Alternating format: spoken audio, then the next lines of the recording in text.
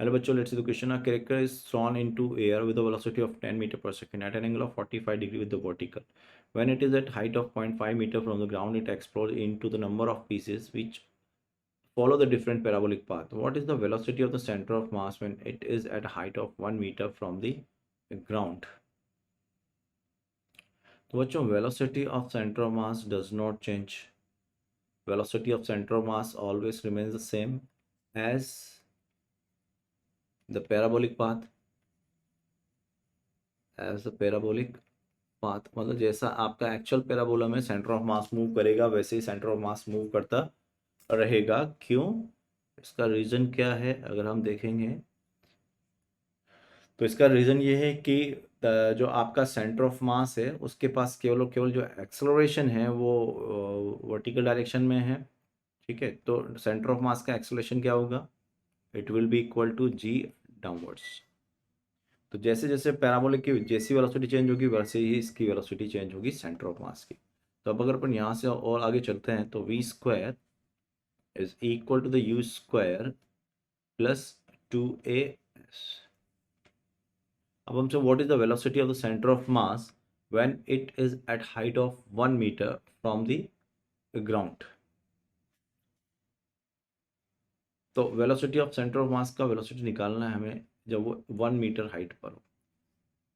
तो अब इसको कैसे निकालेंगे अपन, देखो यहाँ से ये देखो आप, इसका एक्स वेलोसिटी जो होगा वो तो कांस्टेंट होगा, हमको केवल वी वाई निकालना है. तो ये हो गया वी वाई का square is equal to U Y. U कितना? U sine theta. टेन से फेंका है यू साइन थीटा 1/√2 का whole square minus of 2gh 10 1. तो वी वाई का square is equal to 100/2 minus 20. तो that will be equal to -2gh 1 metre from the ground. अच्छा, ये 1 मीटर ग्राउंड से है, ध्यान रहे इसका. तो जो डिस्प्लेसमेंट होगा ना इसका वो कितना होगा? तो एच जो रह गया वो डिस्प्लेसमेंट ही है क्योंकि वो वर्टिकल डिस्प्लेसमेंट है.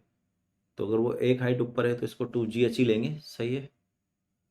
तो ये हो गया 1. तो ये हो जाएगा आपके पास 100/2 और -2g इंटू एच. तो ये 50 हो गया. तो वी वाई जो होगा आपका वो हो जाएगा, इसको निकालेंगे 50√30. तो वी वाई हो जाएगा आपका √30. ठीक है, वी वाई हो गया √30. और वी एक्स कितना है आपका?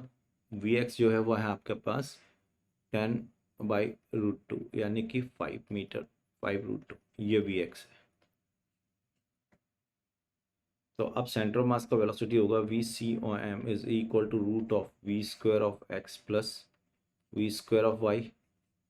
तो वी स्क्वायर ऑफ एक्स कितना हो गया आपका? ये 2550 प्लस 30. तो that will be equal to √80. तो 4√5 is the correct answer. 4√5 is your correct. Your right answer of the question is A. All the best.